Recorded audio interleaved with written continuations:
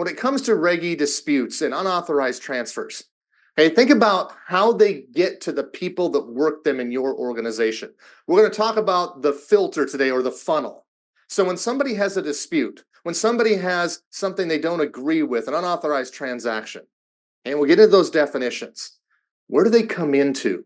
Okay, what are the channels? Okay, somebody on the front line. And so you've got a picture of a front line at a bank there.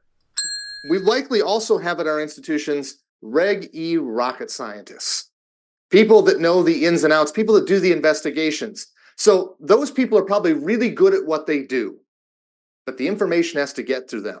So in other words, if you have a bad filter, or if your funnel is not funneling things correctly, what's happening is information is not getting to those people who are the rocket scientists.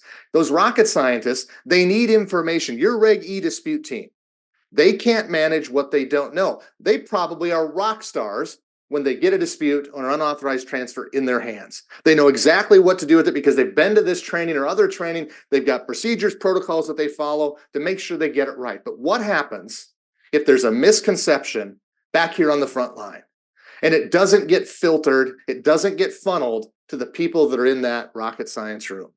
That's where most institutions have the problem. Okay, and so you'll do your internal audit and you'll find, oh yeah, we did them all right. Everything that got to the rocket scientists, we did great. But how do you know what didn't get there? Examiners more and more are interviewing people on the front line. They're looking through your complaints to see what your consumers are complaining about. Complaints that are Reg E but don't make it to the Reg E people. Again, those Reg E rocket scientists.